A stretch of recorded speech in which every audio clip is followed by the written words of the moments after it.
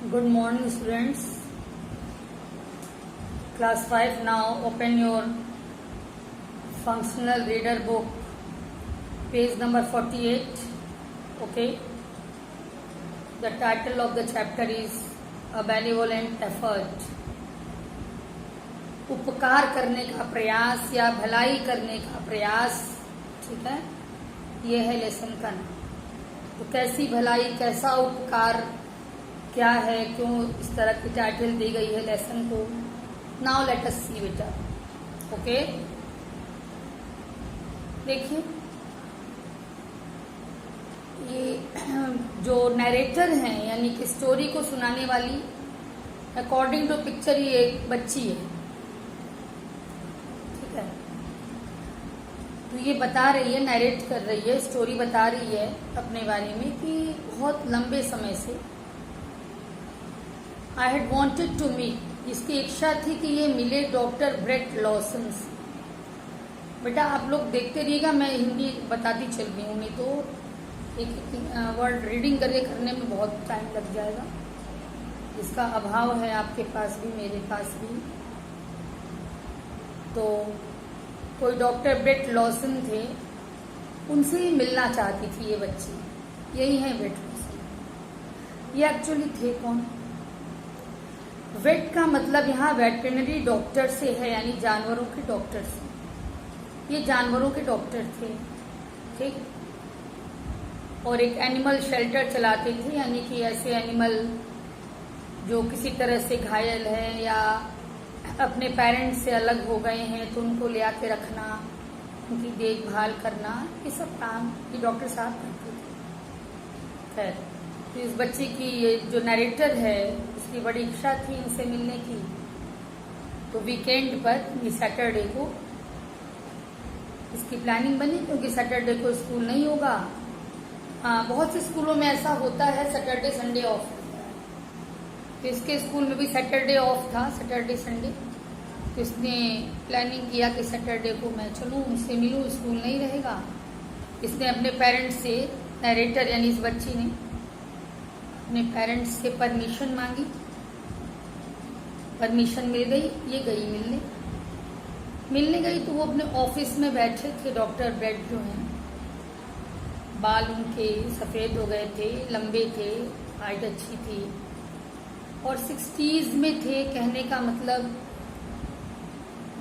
60s मतलब क्या,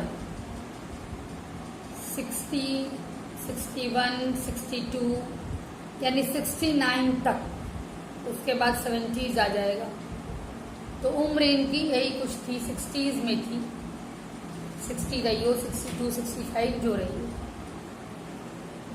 और इनकी जो आंखें थी, दया से भरी हुई नीली आंखें, चमक थी। देखिए, कोई भी इंसान जब कोई बढ़िया काम करता है ना, उसके चेहरे पर, उसकी आंखों में एक चमक होती है, ग्लो होता है।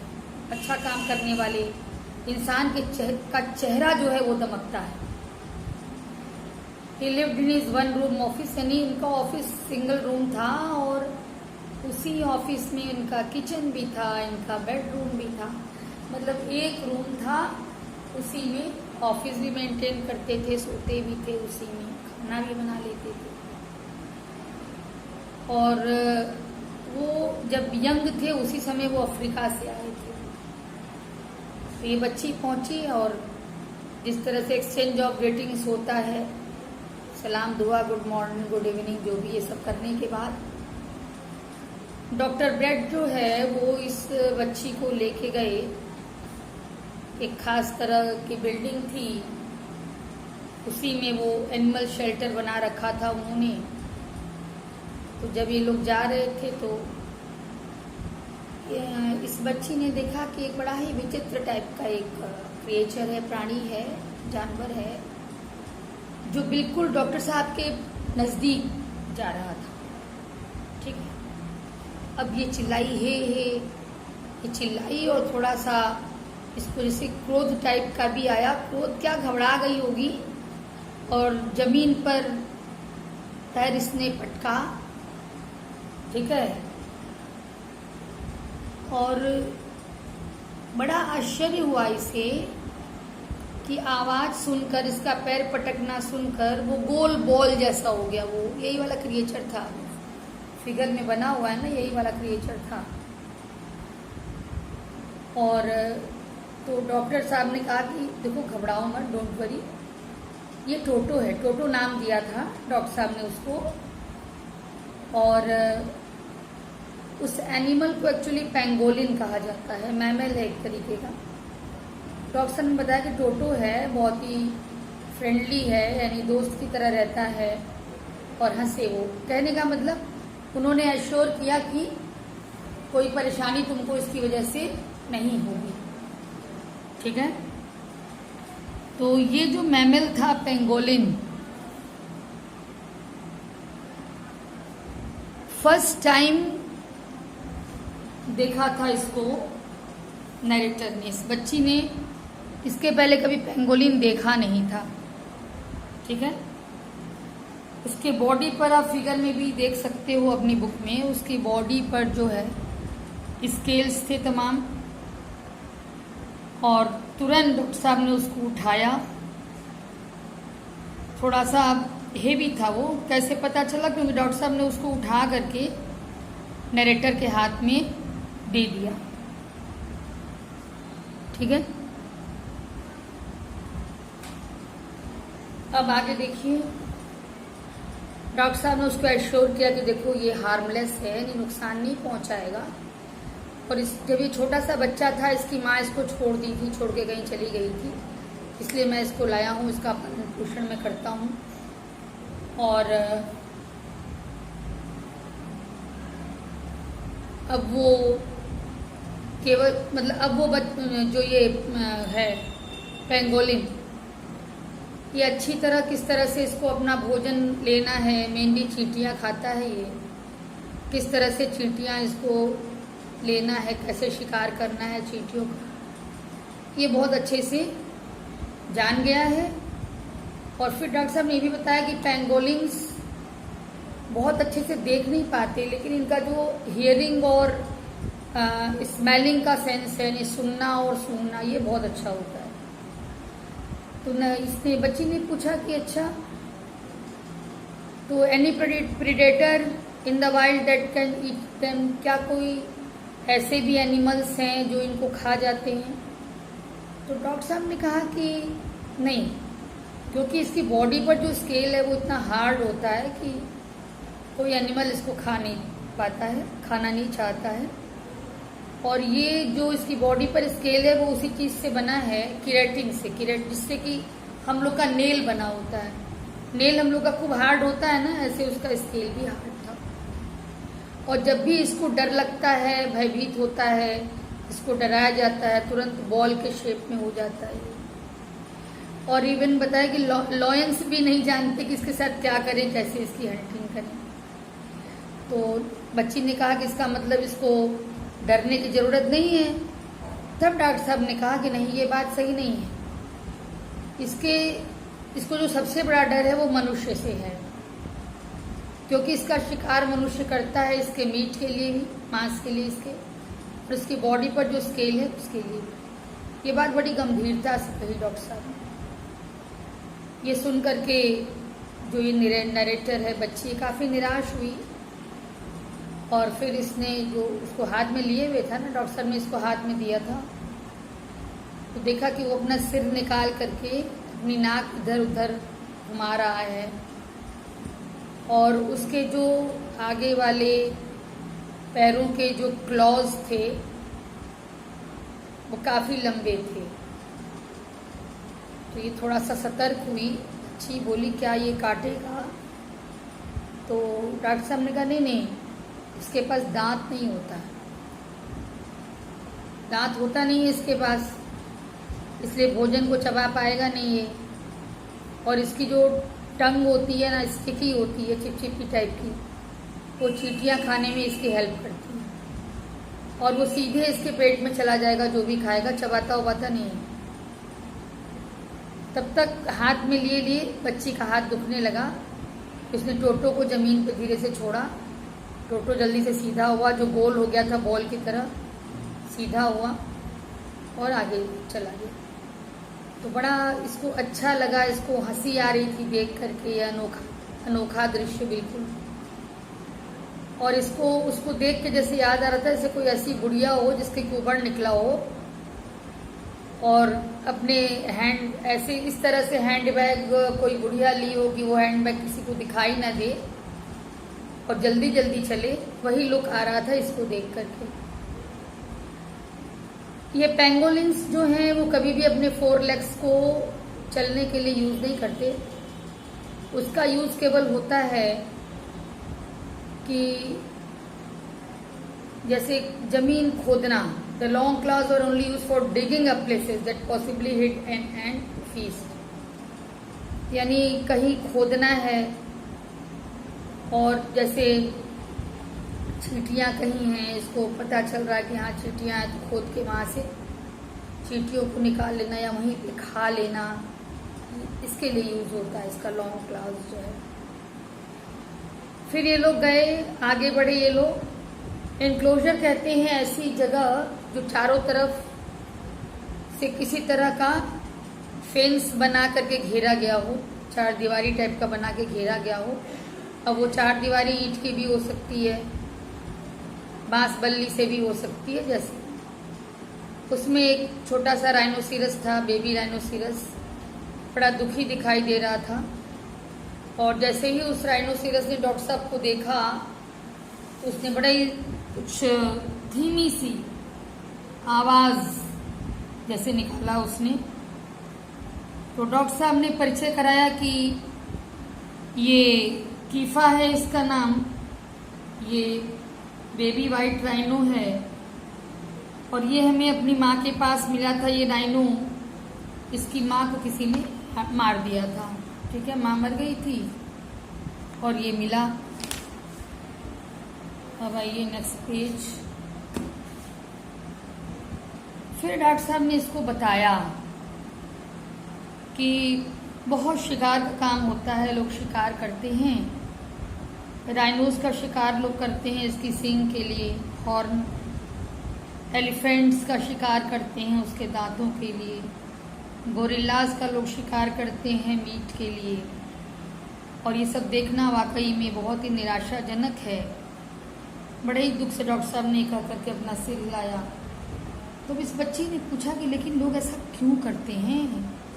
डॉक्टर साहब ने बताया कि लोगों का विश्वास है कि ये राइनो का जो सींग है वो दवा के काम आएगा, लेकिन इसका तो सींग एक्चुअली मॉडिफाइड हेयर है, केवल बालों का ही रूपांतरण हो गया है।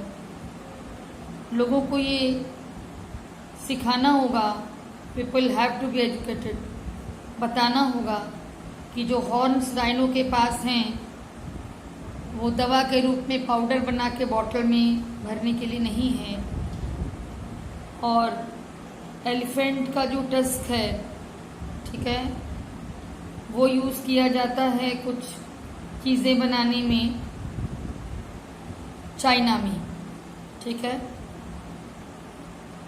और जो रेंजर्स हैं, यानी कि जो फॉरेस्ट में रहते हैं, फॉरेस्ट की रक्षा के लिए कह लीजिए, वनपाल, यानी जो लोग फॉरेस्ट के रक्षक हैं, वो लोग शिकारियों को पकड़ा भी करते हैं, लेकिन फिर से ये काम होने लगता है पकड़ने के बावजूद भी।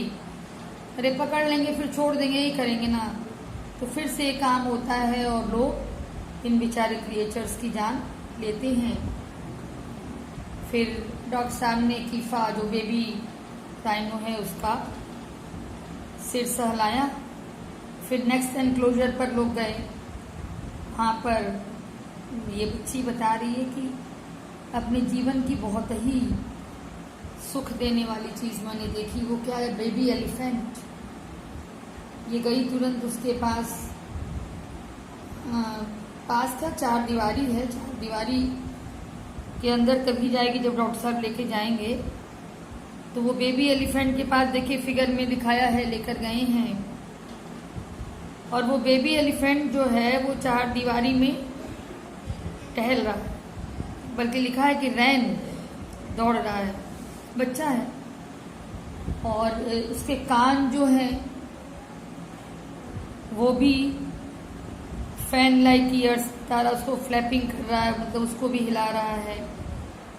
अपनी सूंड भी निकाल रहा है इधर उधर। तो वो आया, देखो फोटो में ना उसके पास गए लोग, वो आया इन लोग के पास, सूंघ रहा इन लोग। फिर डॉक्टर साहब ने सूंड पे उसके सहलाया, धीरे से थपथपाया।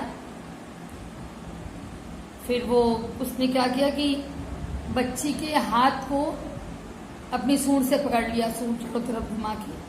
और बच्ची बता रही काफी पावरफुल ग्रिप थी उसकी, पकड़ काफी तगड़ी थी। छोटा सा प्राणी लेकिन पकड़ उसकी तगड़ी थी। उसके हेयर्स जो थे वो थोड़ा चुभ रहे थे इसको सुई की तरह। तो फिर डॉक्टर साहब मुस्कुराए कि देखो कितना शरारती है, नॉटी है। चार्ली है इसका नाम, ठीक है, इसका चार्ली नाम है।